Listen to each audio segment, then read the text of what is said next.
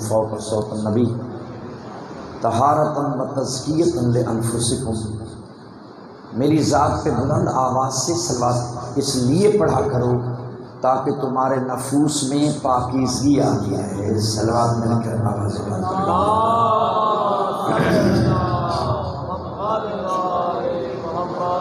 اجازت ہے نا؟ اعوذ باللہ من الشیطان الرجیم، بسم اللہ الرحمن الرحیم، الحمد للہ الواحد الاحد الصمد الذی لم یتخذ صاحبۃ ولا ولد ولم یکن لہ شریک فی الملک ولم یکن لہ ولی من الذل وکبرہ تکبیرا۔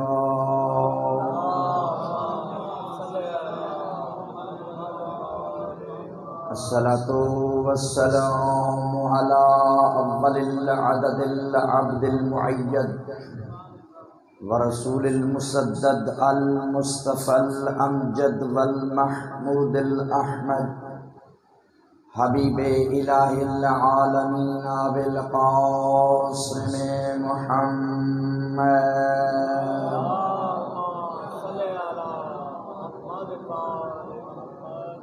ثم الصلاۃ والسلام علی اہل بیتہ النبوہ ومعدن الرسالہ، لا سیما امامنا المنتظر روحی و ارواح العالمین وله الفداء، اما بعد فقال اللہ تعالی فی کتابہ المجید والفرقانہ الحمید وقولہ الحق،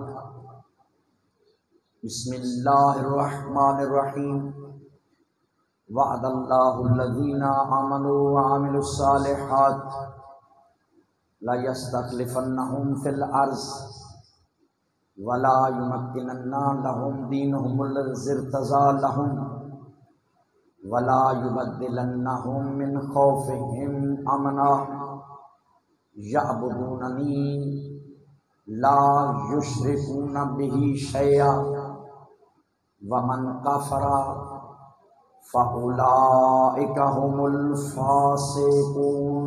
صلوات۔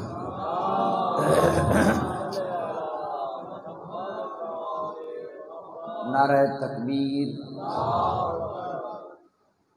یہ تینوں نعرے ہم اس لیے لگاتے ہیں تاکہ ہم مجلس کے ماحول کو ہر قسم کے شرک، کفر اور نفاق سے پاک کر کے بیٹھیں، اس لیے کہ نعرہ تکبیر لگانے سے شرک دور ہوتا ہے، نعرہ رسالت لگانے سے وکیل صاحب کفر دور ہوتا ہے، اور نعرہ حیدری لگانے سے نفاق دور ہوتا ہے۔ حیدری نعرہ تکبیر، نعرہ رسالت، نعرہ رسالت، نعرہ حیدری، نعرہ حیدری، حسینیت، حسینیت، یزیدیت، بابا زبان صلی اللہ علیہ وسلم۔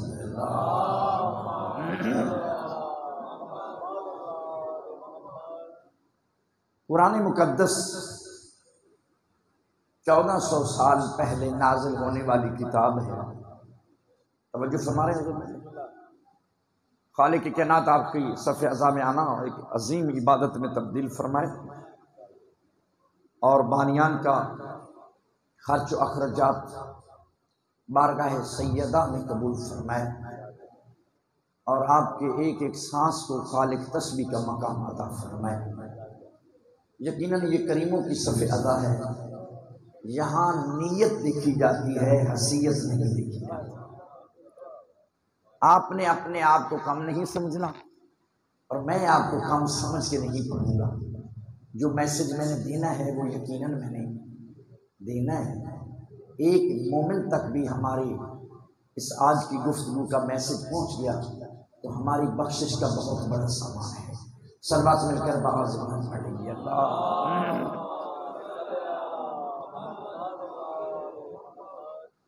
قبلہ یہ قرآن مقدس اللہ کا کلام 1400 سال پہلے نازل ہونے والی کتاب ہے، لیکن اللہ نے اسے آفاقی کتاب بنا کے بھیجا ہے کہ جب تک زمانہ رہے گا یہ اللہ کا کلام رہے گا۔ سمجھ آ رہی ہے ذرا میرے لفظوں کی؟ اس لیے جب آپ اس کی تلاوت کرتے ہیں تو یوں لگتا ہے کہ یہ نازل ہی ہمارے لیے ہوئی ہے،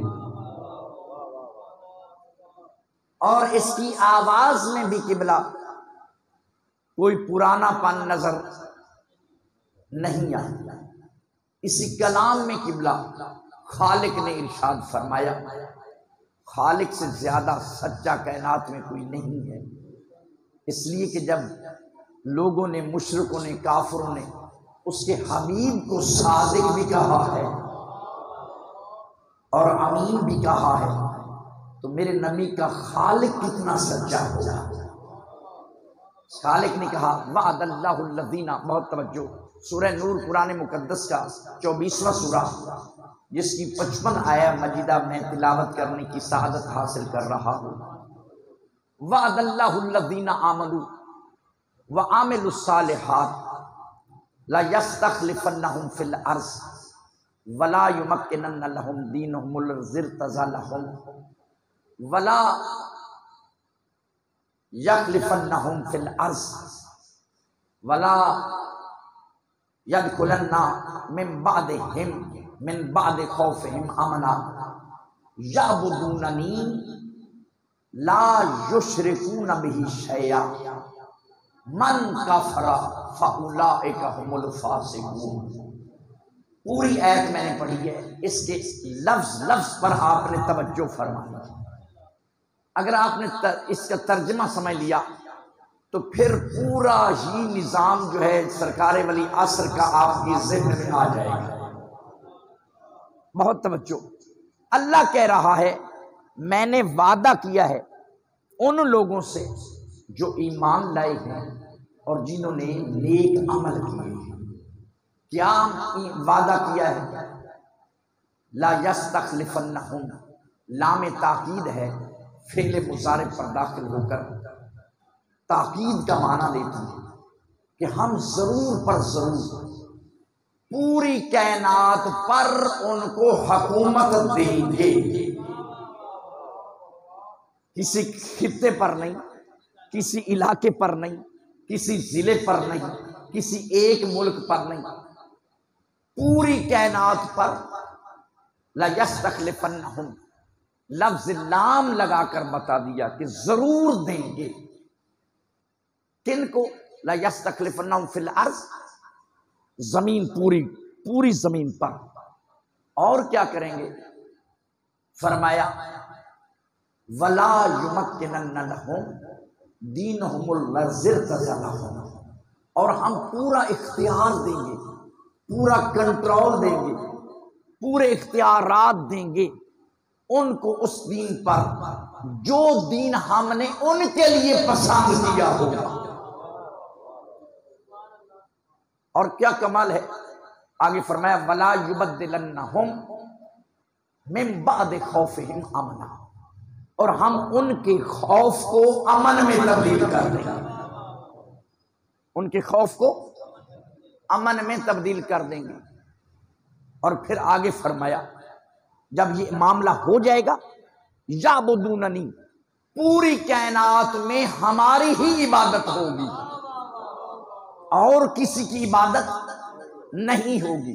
لا یشرکون بہ شیئا، پوری کائنات میں میری عبادت ہوگی، اللہ کہہ رہا ہے، اور کسی کی جرت نہیں ہوگی کہ کوئی میرا شریک بنا سکے، کوئی میرا شریک بنا سکے۔ اور پھر کریم خالق نے زجرن یہ کہا من کافر جو میری اس آیت کو ٹھکرائے گا فَأُولَٰئِكَ هُمُ الْفَاسِقُونَ، وہ فاسق بن جائے گا۔ بھائی بہت توجہ میرے لفظوں پر، یہ آیت ہے، روایت نہیں قبلہ۔ کیا ہے؟ سورہ نور کی 55 آیت ہے، جس میں خالق کہہ رہا ہے کہ میں نے وعدہ کیا۔ اب میں آپ سے پوچھتا ہوں، کیا اللہ کا وعدہ الیکشن والوں کے وعدے کی طرح ہوتا ہے کہ جب بن گئے تو پھر مکر گئے کہ ہمیں غرضی کیا ہے؟ اب اللہ کا وعدہ الیکشن والوں کے وعدے کی طرح نہیں ہوتا۔ اور اس آیت کے فلسفے کے بعد ان اللہ لا یخلف المیعاد، اللہ اپنے وعدے کی خلاف ورزی نہیں کرتا۔ اب میں آپ سے پوچھتا ہوں، یہ کب پورا ہوگا جو اللہ نے کہا؟ اللہ نے کیا کہا؟ بہت توجہ میرے ساتھ رہیے۔ اللہ نے کیا کہا کہ وہ لوگ جو ایمان لا چکے ہیں نا اور نیک عمل کیے ہیں، میں وعدہ کرتا ہوں کہ ان کو ہم پوری کائنات پر خلافت دیں گے۔ اس لفظ کو سمجھیں گے تو میں آگے چلوں گا۔ لا یستخلفنہم فی الارض، پوری کائنات پر ان کو کیا دیں گے قبلہ؟ اب لوگوں نے دشمنی آل محمد یہ کہہ کے اپنے دامن کو چھڑانے کی کوشش کی ہے کہ یہ تو آیت خلافت راشدہ کے بارے میں آئی ہے کہ جو خلافت راشدہ کا زمانہ تھا وہ بڑے امن کا زمانہ تھا۔ سمجھ آ رہی ہے ضرور کہ نہیں؟ اب میں ان سے پوچھتا ہوں، آپ کی بات تو ادھر سے غلط ختم ہو جاتی ہے، غلط ثابت ہو جاتی ہے۔ اللہ ایک علاقے کی حکومت کی بات نہیں کر رہا، اللہ ایک خطے کی حکومت کی بات نہیں کر رہا۔ اللہ کہہ رہا ہے فی الارض، پوری کائنات پر ہم حکومت دیں گے۔ اور وہ لوگ جو چند علاقے کی، آدھے ملک کی بھی یعنی آدھی دنیا کی بھی حکومت جن کو نصیب نہ ہوئی، اور پھر وہ کہہ رہی ہیں کہ یہ جو خلافت راشدہ کا جو دور تھا اس کے حق میں آیت نازل ہوئی ہے۔ اب میں ان سے پوچھوں، اللہ نے تو کہا ہے کہ میں پوری کائنات پر حکومت کروں گا، ان کو حکومت دوں گا پوری کائنات پر، کوئی ایسا علاقہ نہیں ہوگا جس پر اس شخصیت کی حکومت نہیں ہوگی۔ اور پھر آگے کیا فرمایا؟ دیکھو ایک ایک آیت کا ایک ایک لفظ کا ترجمہ کر رہا ہوں۔ فرمایا کہ میں وَلَا يُبَدِّلَنَّهُمْ مِن بَعْدِ خَوْفِهِمْ أَمْنًا، میں ان کے خوف کو امن میں تبدیل کر دوں گا۔ مجھے بتاؤ، تاریخیں تو پڑھو، کیا خلافت راشدہ کا دور امن کا دور تھا؟ کیا امن کا دور تھا؟ اور پھر کیا کمال کے جملے ہیں بھائی، وہ تو آپ تاریخیں پڑھیں، اٹھائیں، دیکھیں، جانیں کہ کیا قتل و غارت ہوتی رہی ہے خلافت راشدہ میں، کہ جس نے بھی زکوٰۃ نہیں دی، جو شریعت کہتی تھی جیسی زکوٰۃ دینی ہے اس کا وہ انکار نہیں کرتے تھے، لیکن حکومت وقت اپنی مرضی کے مطابق زکوٰۃ لینا چاہتی تھی تو انہوں نے انکار کیا، تو انہوں نے قتل و غارت کر دی۔ تو جس دور میں بے جرم لوگ قتل ہو وہ امن کا دور ہوتا ہے۔ سمجھ آ رہی ہے حضور کہ نہیں؟ فرمایا، اور کیا کمال کے جملے ہیں، خدا گواہ کیا قرآن نے نقش نگاری کی ہے سرکار ولی عصر کی، پوری کائنات پر حکومت کی نقش نگاری خدا ہی کر سکتا ہے اور کوئی بتا ہی نہیں سکتا۔ فرمایا ایک تو میں ان کے خوف کو امن میں، میرے ساتھ رہیے بھائی، امن میں تبدیل کر دوں گا، اور پھر کیا ہوگا؟ یعبدوننی، پوری کائنات پر میری عبادت ہوگی، کسی اور کی عبادت نہیں ہوگی۔ لا یشرکون بہ شیئا، اور کوئی شخص بھی میرے خلاف یعنی میرا شریک نہیں بنا سکے گا، کسی بات میں بھی مشرک نہیں ہوگا۔ تو سمجھ آ رہی ہے ضرور کہ نہیں؟ کوئی مشرک، تو کیا خلافت راشدہ کے زمانے میں مشرک نہیں تھے؟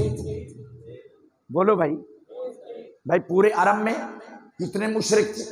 مکے میں مشرک تھے، مدینے میں مشرک تھے، تو پھر ماننا پڑے گا کہ یہ ایت خلافت راشدہ کے لیے نہیں آئی، یہ زمانے کے امام کے لیے آئی ہے،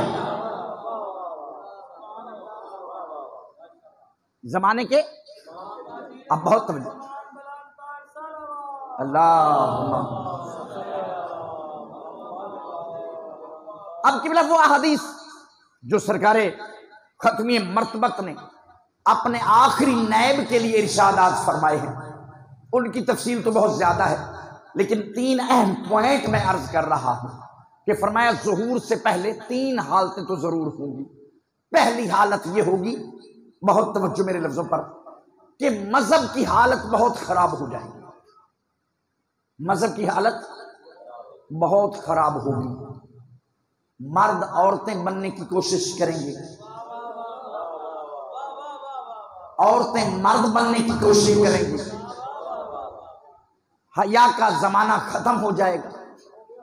بہت توجہ میرے لفظوں پر، کائنات کی رحمت، سمجھ تو آ رہی میرے لفظ، کائنات کی رحمت تشریف فرما ہے، اس بات کو ذہن میں رکھیے گا، میں یہی واپس آؤں گا۔ سرکار جبریل امین آئے وحی لے کر، سرکار نے پوچھا ہے جبریل کیا میرے بعد بھی تو دنیا میں آئے گا؟ یہ میری زندگی میں تو وحی لے کے آتا ہے، جب میں دنیا سے حجاب پوش ہو جاؤں گا، اس دنیا سے چلا جاؤں گا، کیا تو دوبارہ بھی دنیا پہ آئے گا؟ ہاتھ باندھ کے جبریل امین کہتے ہیں مولا میں 10 مرتبہ دنیا پہ آؤں گا آپ کے بعد، اور ہر مرتبہ زمین سے ایک جوہر اٹھا کے لے جاؤں گا۔ کہا مولا میں جب پہلی مرتبہ آؤں گا تو دنیا سے رحمت اٹھا لوں گا۔ سمجھ آ رہی ہے حضور کی نہیں؟ دنیا سے، آپ جانتے ہیں پہلے بارش قبلہ ہوتی تھی، لوگ کتنے خوش ہوتے تھے۔ آج ایک دن بھی بارش ہو، دوسرے دن اخبار میں آ جاتا ہے کہ فلاں کی چھت گر گئی، 5 بندے مر گئے، 10 بندے مر گئے، ایسے ہے کہ نہیں حضور؟ اب رحمت اللہ نے اٹھا لی، فرمایا دوسری مرتبہ آؤں گا، بہت توجہ اپنے ذہنوں میں یہ گنتی شمار رکھنا، پہلی مرتبہ آؤں گا تو رحمت اٹھا لوں گا، جب دوسری مرتبہ آؤں گا تو میں برکت اٹھا لوں گا۔ آپ کو علم ہوگا، خدا آپ کی زندگی کو دراز کرے، ہم سے سینئر بیٹھے ہیں حضرات، پہلے قبلہ ایک بندہ کماتا تھا، پورا خاندان خوش ہو کے کھاتا تھا، اب پورا خاندان کماتا ہے، بھئی ہے کہ نہیں؟ اور پورا پھر بھی نہیں پڑتا۔ فرمایا بہت توجہ، میں تیزی سے جا رہا ہوں، اپنی منزل پہ جانا ہے، جب میں تیسری مرتبہ قبلہ آؤں گا، پہلی مرتبہ رحمت، دوسری مرتبہ برکت اٹھا لوں گا۔ فرمایا جب تیسری مرتبہ آؤں گا تو عورتوں کی آنکھوں سے حیا اٹھا لوں گا، عورتوں کی آنکھوں سے حیا اٹھا لوں گا۔ آج بہن بھائی سفر کر رہے ہوں تو پتہ ہی نہیں چلتا یہ بہن بھائی جا رہا ہے یا میاں بیوی جا رہی ہے، حیا بھی ختم ہو گئے۔ اور چوتھی مرتبہ آؤں گا تو مردوں کی دلوں سے غیرت اٹھا لوں گا۔ پریشان تو نہیں ہو رہے حضور؟ صلوات مل کر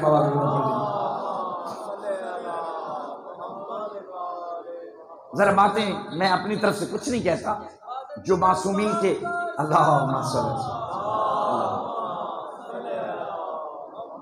پہلی مرتبہ رحمت اٹھا لوں گا، دوسری مرتبہ برکت اٹھا لوں گا، تیسری مرتبہ عورتوں کی آنکھوں سے حیا اٹھا لوں گا، چوتھی مرتبہ مردوں کے دلوں سے غیرت اٹھا لوں گا، پانچویں مرتبہ سلاطین، سلطان، حکمران لوگوں کے دلوں سے عدالت اٹھا لوں گا، چھٹی مرتبہ آؤں گا تو عمراء جو لوگ ہیں صاحب ثروت مال دولت رکھنے والے، ان کے دلوں سے سخاوت اٹھا لوں گا۔ اب جتنا کوئی زیادہ امیر ہوتا ہے اتنا بڑا غاصب ہوتا ہے، اتنا کنجوس ہوتا ہے۔ اور 7ویں مرتبہ آؤں گا تو فقراء لوگوں کے دلوں سے صبر اٹھا لوں گا۔ سمجھ آ رہی ہے حضور کہ نہیں؟ فقراء کے دلوں سے، خدا گواہ ہے غربت بہت بڑا امتحان ہے، بہت مذمت کی ہے اسلام نے غربت کی۔ سمجھ آ رہی ہے حضور؟ غربت کی اسلام نے بہت مذمت کی، واحد اسلام ہے جس نے غربت کی مذمت کی ہے، غریب سے محبت کی ہے۔ اس لیے فرمایا الفقر اشد من القتل، غربت قتل سے بھی زیادہ سخت ہے، اس لیے کہ قبلہ مقتول ایک جگہ پہ مرتا ہے، غریب جگہ جگہ پر قتل ہوتا ہے۔ اور فرمایا الفقر اشد من نار نمرود، غربت اس آگ سے بھی زیادہ سخت ہے جو ابراہیم کو جلانے کے لیے تیار کی گئی، بہت مذمت کی ہے، عزت منبر کی قسم غربت کی۔ اس لیے کائنات کے امیر نے جن کے نام سے، نام لینے سے مٹی سونا بن جائے، وہ کائنات کے امیر جن کے نام لینے سے مٹی سونا بن جائے، انہوں نے اپنے کندھے پہ بیلچا رکھ کر یہودی کے باغ میں مزدوری کر کے بتایا ہے اگر علی والے ہو تو غربت کا علاج کرنا ہے، غربت میں رہنا نہیں ہے۔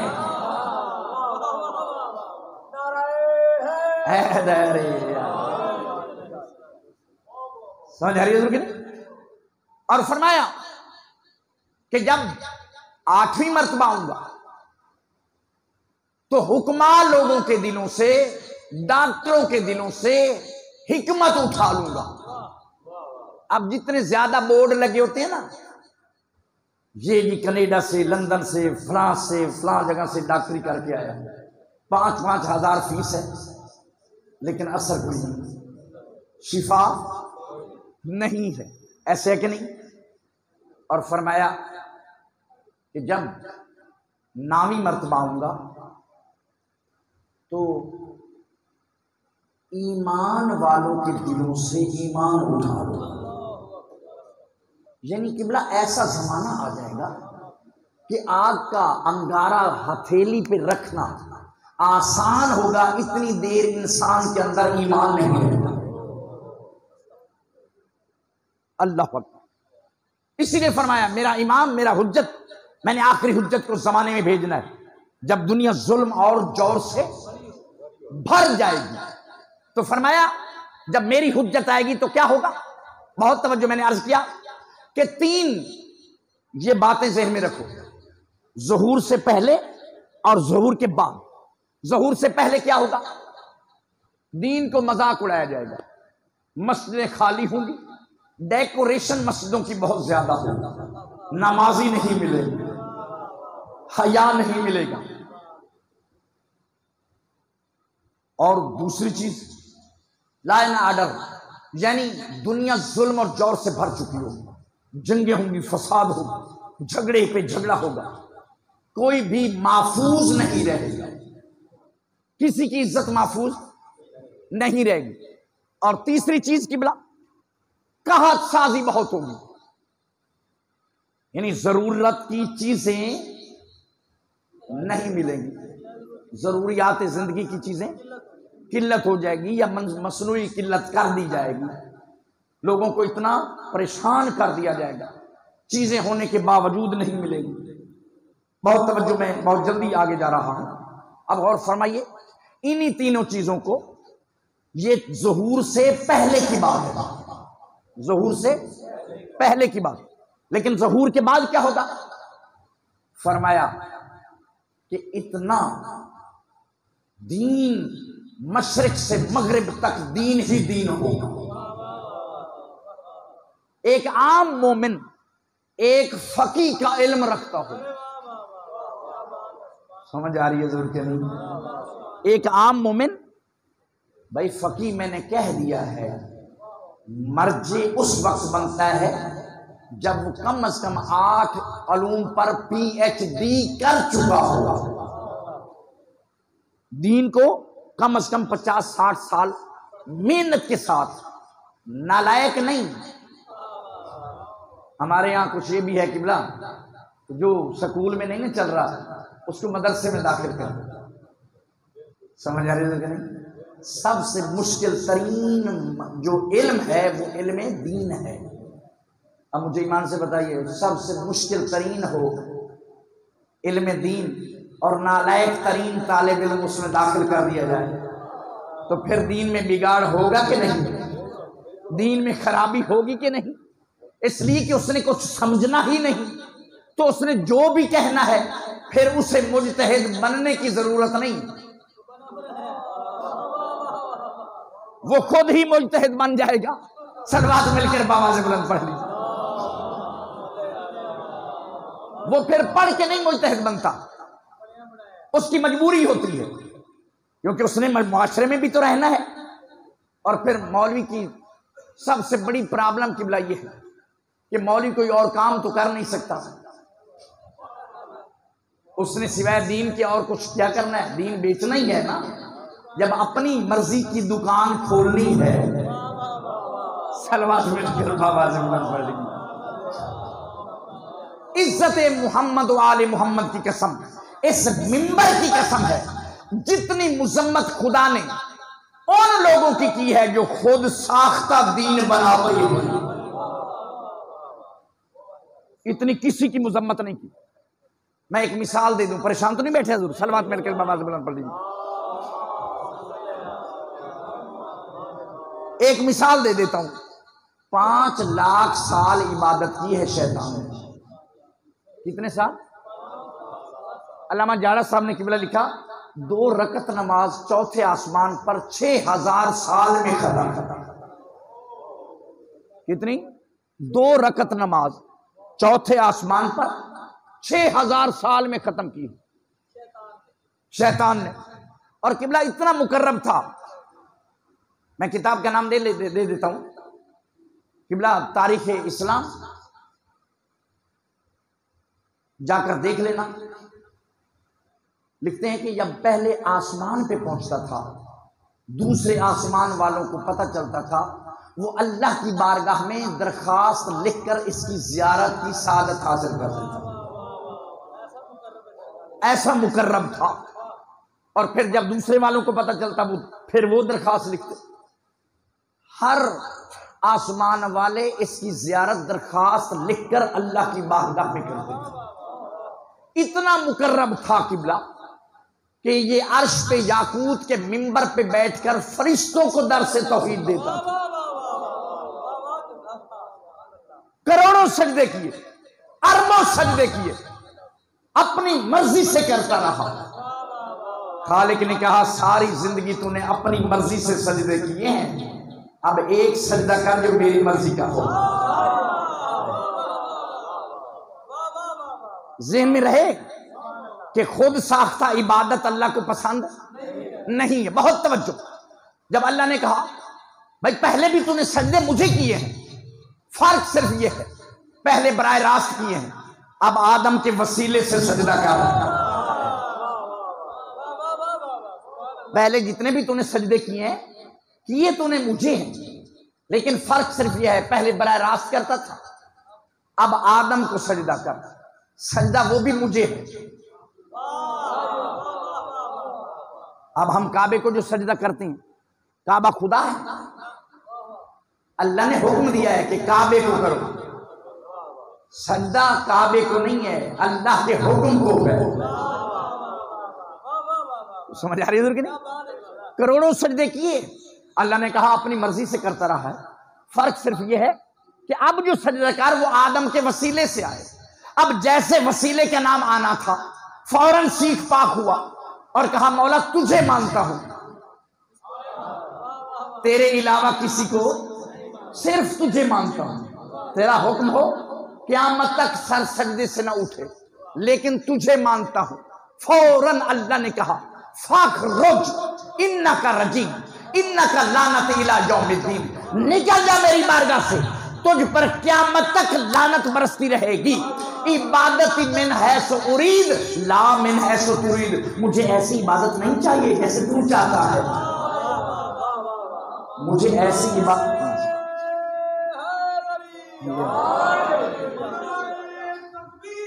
اللہ اکبر، یا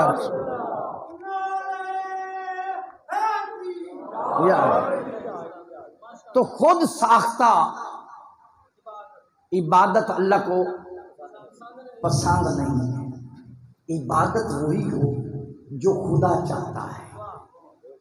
قصد قربت یعنی قربتن اللہ، عزت آل محمد کی قسم، دنیا پریشان ہوئے تو ہوئے، لیکن شیعہ نے حیدر کرار آپ کو پریشان ہونے کی ضرورت نہیں۔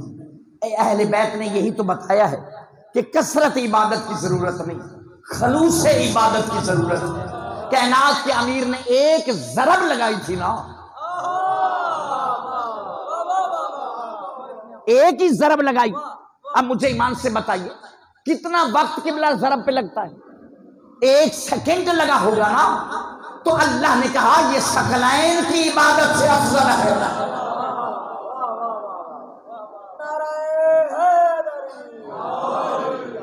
تو ہمیں اہل بیت نے بتایا، 14 نے سکھایا کہ عبادت صرف خدا کی ہے لیکن خلوص کے ساتھ ہے۔ بہت توجہ۔ اب یہی وجہ ہے کہ جب سرکار کا ظہور ہوگا تو پہلے ظہور سے پہلے 3 مرحلے میں نے بتا دیے کہ پہلی بات کیا ہے کہ دین کی دھجیاں اڑائی جائیں گی، دین کو کچھ بھی نہیں سمجھا جائے گا۔ دوسری بات لا اینڈ آرڈر ہوگا، یعنی مخالفت ہوگی، اس کی جگہ جگہ پہ جنگیں ہوں گی، ظلم و تشدد ہوگا، ہر ضعیف ملک طاقتور ملک سے ڈرتا ہوگا، وہ طاقتور ملک ضعیف ملک کو چھین لے گا، اس پر حملے کرے گا، پوری کائنات میں یہ نظام درہم برہم ہوگا۔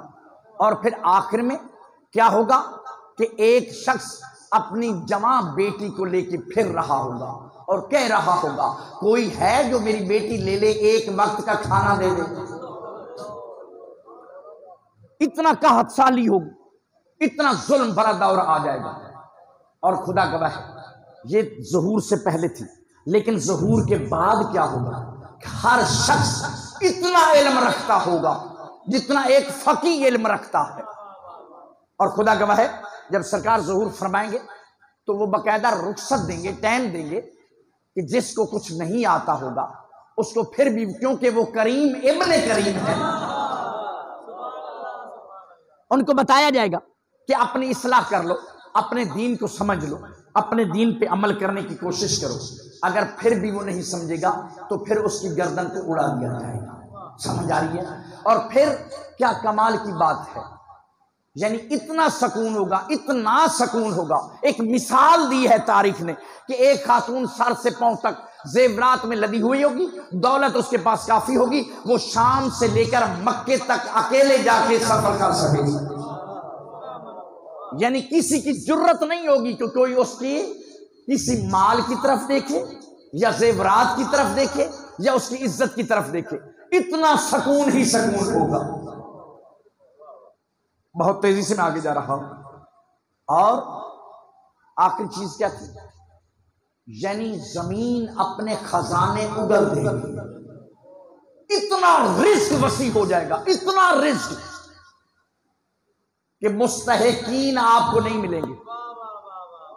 صدقہ و خیرات جو آپ نکالتے ہیں نا، آپ صدقہ و خیرات نکال کر دینے کی کوشش کریں گے، آپ کو کہیں پہ کوئی بھی مستحق نظر نہیں آئے گا، وہ مال پھر رفع عامہ پہ خرچ کیا جائے گا، ہر بندہ امیر ہی امیر ہوگا، اس لیے کہ اے امیر ابن امیر کی حکومت جو ہوگی۔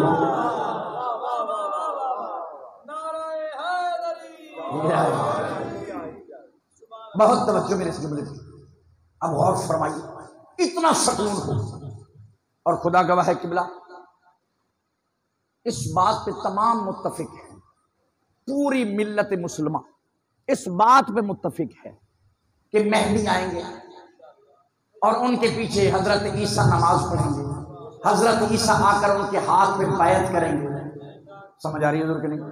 پوری کائنات یہ ظلم اور جور سے بھر چکی ہوگی اور امام مہدی آ کر عدل اور انصاف سے اس دنیا کو قائم کر دیں گے۔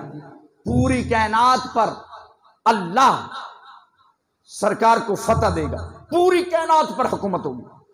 جب پوری کائنات پر حکومت ہو جائے گی، 3.5 سال یا 35 سال، یعنی 3.5 سال یا اس سے تھوڑا سا زیادہ سرکار کی حکومت ہوگی۔ سمجھ آ رہی ہے حضور کہ نہیں؟ اور سرکار خانہ کعبہ کے جب تشریف لائیں گے تو رکن یمانی کے ساتھ ٹیک لگا کر خطبہ دیں گے، خطبہ قبلہ ہوگا عربی میں، پنجابی والا پنجابی میں سمجھے گا، اردو والا اردو میں سمجھے گا، سرائکی والا سرائکی میں سمجھے گا۔ لطف کی بات یہ ہے، ٹیکنالوجی آپ کو پتہ ہے جہاں پہنچ چکی ہے، آپ جانتے ہیں اب اس زمانے میں کیا کس پہ کوئی پوشیدہ ہے۔ ایک سیکنڈ میں امریکہ بیٹھا ہے، لندن بیٹھا ہے، جہاں بھی کوئی بیٹھا ہے آپ سے بات کر رہا ہے، لیکن ابھی تک یہ ٹیکنالوجی شاید نہیں آئی ہوگی کہ وہ عربی میں یا جو انگلش میں بات کر رہا ہے اور وہ آپ کی بات آپ کے کان تک پنجابی میں ہو جائے۔ یار بولو بھائی، ایسا تو نہیں ہے نا؟ لیکن کیا کمال ہے، حجت خدا کہتے ہی اسے ہیں کہ جس کا ایک ایک حرف پہ کنٹرول ہو۔ ایک ایک کنٹرول حرف پہ ہو۔ اب میرے مولا خطبہ دیں گے عربی میں، خطبہ ہوگا قبلہ عربی میں، ٹیک لگا کر خطبہ دیں گے۔ ہر شخص کے گھر میں جیسے ٹی وی چل رہے ہیں، آج کل بھی چل رہے ہیں، جو بھی ٹی وی لگا کے بیٹھا ہوگا وہ سارا نظام بالکل درہم برہم ہو جائے گا اور امام کا خطبہ ہر ٹی وی پہ جاری ہو جائے گا۔ امام علیہ السلام خطبہ جاری فرمائیں گے۔ کیا لطف کی بات ہے، سارے اس بات پہ اتفاق کرتے ہیں، پوری ملت مسلمہ اس بات پہ اتفاق ہے کہ سرکار آئیں گے، ظہور فرمائیں گے، جناب عیسیٰ بھی آسمان سے اتریں گے اور عیسیٰ علیہ السلام ان کے پیچھے نماز پڑھیں گے، حضرت عیسیٰ ان کے ہاتھ میں بیعت کریں گے۔ یہ ساری باتیں مانتی ہیں۔ اختلاف کس میں ہے؟ اجازت نہ ضرور، اختلاف کس میں کرتے ہیں؟ وہ اس میں کرتے ہیں کہ پیدا ہوا ہے یا پیدا ہونا ہے۔ ہم کہتے ہیں شیعان حیدر کرار، اس لیے ہم کہتے ہیں، میں ابھی دلیل دوں گا کہ وہ آ چکے ہیں، حکم الہی سے پردے غیب میں ہیں، وہ ظہور فرما چکے ہیں لیکن پردہ غیبت میں ہیں حکم الہی سے۔ لیکن کچھ لوگ ہیں، کچھ لوگ کیا اکثریت ہمارے بعد جو بھی لوگ ہیں وہ کہتے ہیں کہ ابھی پیدا نہیں ہوا، ہو گئے۔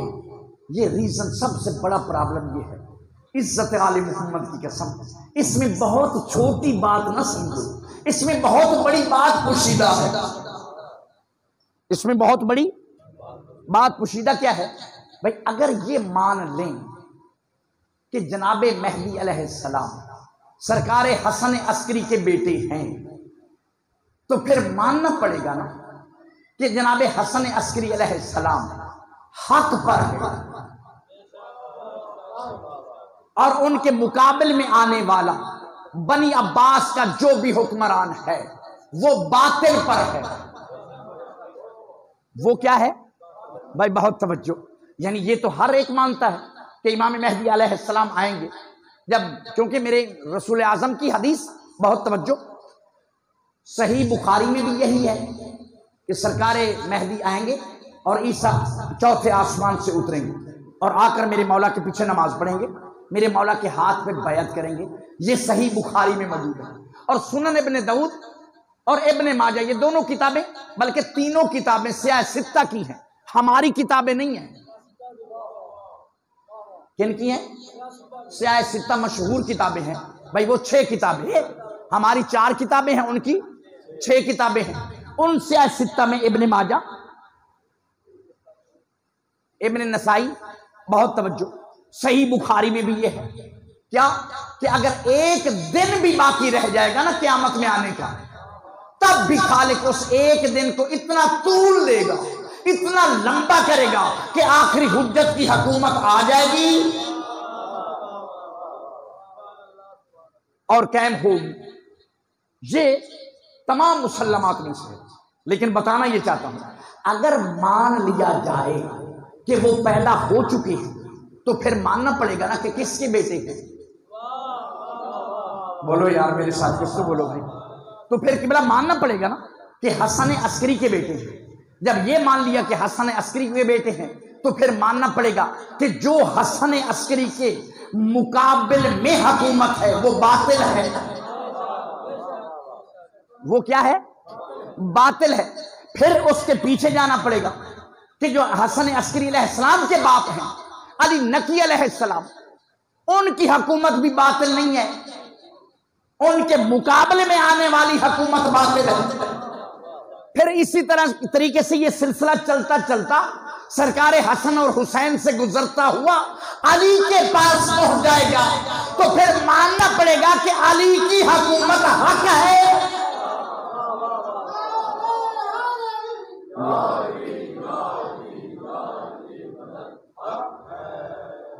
نہ ماننے کی وجہ یہ ہے کہ اگر پیدا ہوا مان جائیں تو پھر پورا نظام باطل ہو جائے گا۔ سمجھ آ رہی ہے ضرور کہ نہیں؟ پورا نظام ہی باطل ہو جائے گا۔ کیوں نہیں مانتے؟ سمجھ آ رہی ہے ضرور کہ نہیں؟ اچھا جی یہ کیسے؟ بہت توجہ میرے اس جملے پر۔ 1200 سال گزر گئے، یہ کیسے ہے کہ پیدا ہو گئے ہیں 1200 سال؟ اب میں ان کے منہ پر تماچا مارنے لگا ہوں جو اس بات کے تو قائل ہیں کہ جناب عیسیٰ علیہ السلام 2000 سال سے زندہ ہیں۔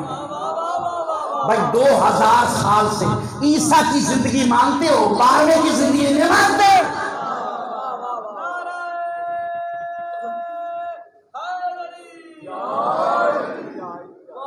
دلیل دینے لگا ہوں عزت علی کی قسم، کہتے ہیں اتنی زندگی ہو گئی ہے۔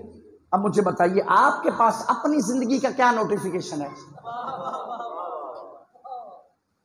صحت مند، بھائی صحت مند نہیں مرتا، جوان کو موت نہیں ہے بھائی، ہر ایک کو موت ہے نا، تو کون دیتا ہے موت؟ زندگی کون دیتا ہے؟ اللہ، چاہے تو 1000 سال دے دے۔ 3600 سال تک زندگی پہنچی ہے، ہمارے معصوم کو تو 1200 سال ہوئے نا، لیکن کتنی پہنچی ہے؟ اوج بن عنق کی 3600 سال زندگی تھی، جو نوح علیہ السلام سے چلا اور موسیٰ علیہ السلام کے زمانے میں مرا، مشرک تھا۔ مشرک کو اللہ زندگی دے سکتا ہے؟ اپنی حجت کو زندگی نہیں دے سکتا؟ کہا جی بہت توجہ، زندگی کون دیتا ہے؟ اللہ دیتا ہے نا بھائی۔ آپ تو زندہ رہیں، آپ کے پاس کیا نوٹیفیکیشن ہے؟ آپ زندہ ہیں، صحت مند ہیں، صحت مند کو موت نہیں ہے، جوان ہے، جوان کو موت نہیں ہے، بزرگ ہیں، بزرگ کو موت نہیں ہے۔ مارنا کس نے؟ اللہ نے مارنا ہے نا، بہت توجہ میرے لفظ میں۔ کس نے مارنا ہے قبلہ؟ اللہ نے مارنا ہے۔ تو اللہ ہر چور کو تو زندگی دے، ہر بدماش کو تو زندگی دے، ہر بد کردار کو تو زندگی دے، ہر دھوکے باز کو تو زندگی دے، لیکن وہ جس کے سجدوں کی بندگی اللہ کی آبرو ہو اسے اللہ زندگی نہ دے، جس کے صدقے میں کائنات باقی ہے۔ یہ میرے نبی نے فرمایا تھا نا، الذی بجملہ روز کلبرا، آخری حجت کے صدقے میں پوری کائنات اور رزق آ رہی ہے۔ وَثَبَتَتِ الْأَرْضُ وَالسَّمَاءُ، یہ پوری کائنات اگر باقی ہے تو آخری حجت کے صدقے میں باقی ہے۔ اور قبلہ پھر اعتراض کیا کرتے؟ اچھا جی ہمارے ساتھ مذاق کر کے کہنا آپ کے امام اگر آ گئے ہیں تو پھر کب آئیں گے؟ کب پیدا ہوں گے؟ کب آئیں گے دنیا میں؟ ظہور کب کریں گے؟ 1200 سال تو ہو گئے ہیں۔ ہم بھی ان کے اب یہ مذاق کے طور پہ کہتے ہیں، وہ سیریس نہیں لیتے، تو ہم بھی ان سے کہتے ہیں شرم نہیں آتی؟ 11 زہر ہوئے تھے، تم نے شہید کر دیے۔ میری بات کو سمجھو یار، 11 زہر ہوئے تھے، تم نے ان کو شہید کر دیے۔ اب ہمارا 12واں بھی اس وقت آئے گا جب تم سارے مر جاؤ گے۔ حجت خدا کو پہچانو، حجت خدا کیا ہے؟ اور پھر اعتراض کرتے ہیں آپ خط بھی سنا ہے لکھتے ہیں؟ ہاں ہم لکھتے ہیں خط، جہاں جس کا کوئی ماننے والا یا جاننے والا ہو تو قبلہ خط ادھر ہی لکھا جاتا ہے نا۔ سمجھ آ رہی ہے کہ نہیں میرے لفظوں کی؟ خط قبلہ کہاں لکھا جاتا ہے؟ جہاں کوئی جان پہچان ہو، جہاں کوئی دوستی ہو، تعلق ہو، تو وہاں خط لکھا جاتا ہے نا۔ خط کی قبلہ دو صورتیں ہوتی ہیں، یا تو خط کا جواب آتا ہے، یا دوسری مثال میں یہ دوں کہ میں نے کوئی میڈیسن منگوانی ہے، کراچی سے میڈیکیشن منگواتا ہوں، میں نے ان کمپنی کو، اس کمپنی کو خط لکھتا ہوں کہ دیکھو مجھے یہ میڈیسن بھیج دو، وہ میڈیسن بھیجتے ہیں۔ آپ نے سمجھا نہیں میری بات؟ میں خط لکھتا ہوں کہ میڈیسن بھیج دو، وہ میڈیسن بھیجتے ہیں، خط کا جواب نہیں بھیجتے۔ تو کیا میرا خط کا جواب آیا ہے کہ نہیں؟ ان کے میڈیسن بھیجنے سے میرا خط کا جواب آیا ہے کہ نہیں؟ بولو بھائی، میرے خط کا جواب آیا ہے کہ نہیں؟ اب دنیا کہتی ہے تم اپنے امام کو خط لکھتے ہو، کیا امام بھی جواب دیتے ہیں؟ بھائی ہم اس صورت میں لکھتے ہیں، ہماری کوئی پریشانی ہوتی ہے امام کو لکھتے ہیں، ہمارے رزق کی کمی ہوتی ہے ہم امام کو لکھتے ہیں، ہماری جو بھی حاجت ہوتی ہے وہ ہم اپنے امام کو خط لکھتے ہیں، تو ہماری حاجتوں کا پورا ہونا یہی تو امام کا جواب ہوتا ہے۔ یہی تو امام کا جواب ہوتا ہے۔ کاش دنیا امام کو پہچان لیتی۔ خدا گواہ ہے جب ظہور فرمائیں گے نا کہ تو سب سے پہلا مقدمہ میری مرشد زادی لائے گی اور کہے گی مہدی میں دنیا کی عدالتوں سے ٹھکرائی گئی ہوں۔ خدا گواہ عزادارو، سرکار مہدی کو جب بی بی کہیں گی نا میں دنیا کی عدالتوں سے ٹھکرائی گئی ہوں، میرا فیصلہ فرماؤ، اور بی بی بازو سے پکڑ کر رسول کے مزار پہ لا کر کچھ قبروں کی طرف اشارہ کر کے کہے گی اے مہدی ان سے پوچھنا انہوں نے مجھے تماچا کیوں مارا تھا۔ اللہ اکبر، اللہ اکبر۔ خدا گواہ ہے عزادارو، دل خون کے آنسو ہوتا ہے۔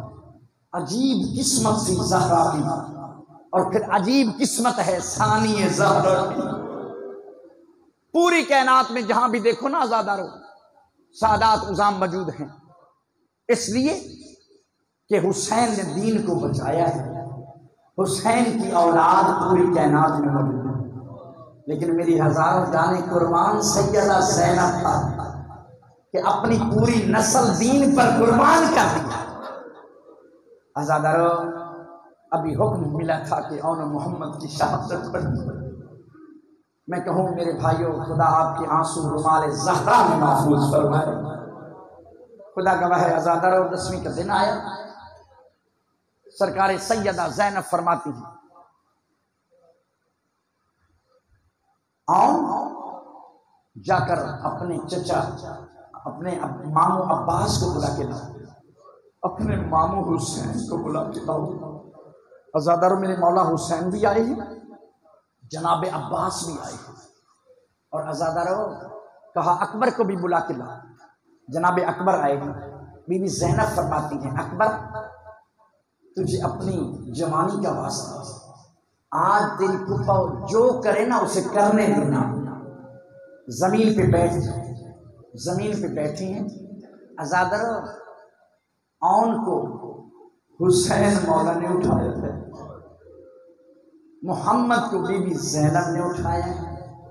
اکبر کے ارد گرد چکر لگانے شروع کیے، 7 چکر لگا کے کہا اون محمد آج کے بعد میں تم کو روں گی نہیں، میں نے تجھے اکبر کا صدقہ دے دیا ہے۔ اللہ اکبر۔ خدا گواہ ہے عزادارو، 10ویں کا دن آیا، جناب عباس آئے ہیں، جناب حسین آئے ہیں۔ حسین مولا نے اون کو سوار کیا، عباس مولا نے محمد کو سوار کیا۔ عزادارو جب دونوں شہزادے کربلا کے میدان کی طرف جانے لگے ہیں نا، چھوٹے تو اتنے تھے نا رکابوں تک پاؤں بھی نہیں پہنچے تھے، اپنے گھوڑوں کو درمیان میں ملا کے کہتے ہیں بھیا اگر فورات پہ کنٹرول کر لو نا، قبضہ تمہارا فورات پہ ہو جائے نا تو پانی نہ پینا۔ ماں نے منع کیا ہے کیونکہ اصغر بھی پیاسا ہے، سکینہ بھی پیاسی ہے۔ اللہ اکبر۔ دونوں شہزادوں نے فورات پہ کنٹرول کیا ہے اور آواز دے کے کہہ رہی ہیں آؤ دیکھو ہم حیدر کرار کے نواسے ہیں، جعفر طیار کے پوتے ہیں۔ خدا گواہ اس انداز سے کہ فوج نے فورات کو چھوڑا، فورات پہ کنٹرول کیا، لیکن ازادر خدا لعنت کرے ابن سعد پہ، یہ کمینہ کہتا ہے ان کو بچے نہ سمجھو، یہ بنی ہاشم کے بچے۔ اب اگر تم ایسی حالت میں رہو گے تو پوری فوج ختم ہو سکتی ہے، یہ دو شہزادے ختم نہیں ہو سکتے۔ ازادر خدا گواہ ہے چاروں طرف سے ان کمینوں نے حملہ کیا، ایک طرف اون گرے، ایک طرف محمد گرا۔ فرمایا ماموں ہماری مدد کو آئیے۔